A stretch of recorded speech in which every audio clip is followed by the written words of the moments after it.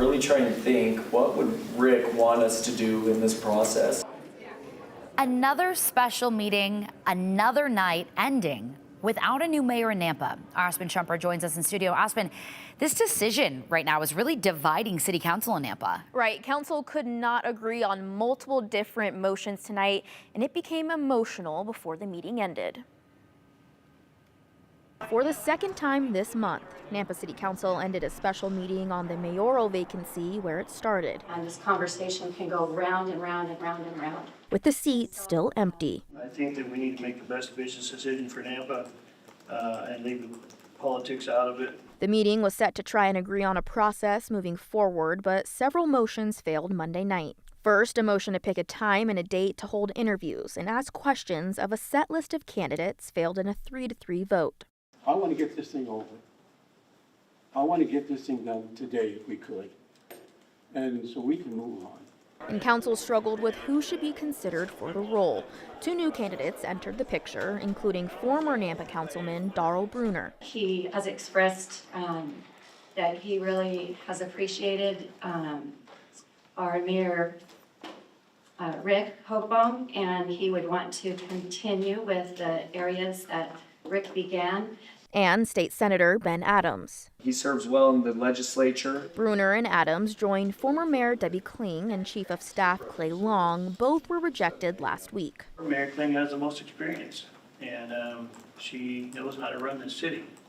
And I feel like Clay Long also, although I did not support him in the last vote, my understanding is that he is relocating. And that was my one hang-up about not living in the city. Councilman Dale Reynolds and Councilwoman Natalie Jangula say their constituents want to see Kling back in the seat.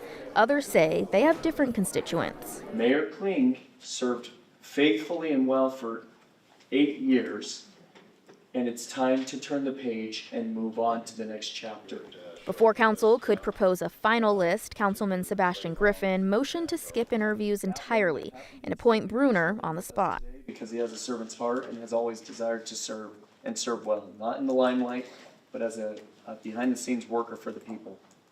So, I would very strongly support that name being brought forward. But Jangula pushed back, saying every candidate deserves the same vetting. We need to do our due diligence and allow everybody to speak, allow us to ask questions. And I don't want to weigh in on anybody's names because I haven't heard what they have to say. The motion to appoint Bruner failed in another tie vote. And before council could vote on a third motion to just interview Long and Bruner next week, Jangula became emotional, saying she felt her voice wasn't being heard.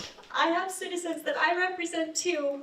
So I think that this process needs to allow for all of us to have equal opportunity to bring names forward. I'm not here to change anybody's vote, and I probably won't, but I'm not okay going through a process and not allowing everyone equal opportunity. Good enough. I'll withdraw the motion, and the meeting is adjourned.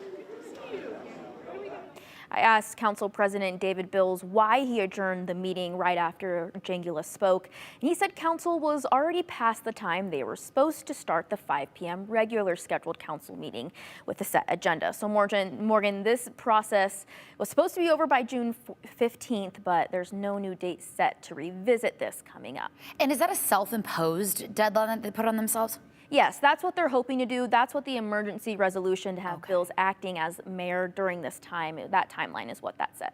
Okay, Aspen, thank you for staying on top of this.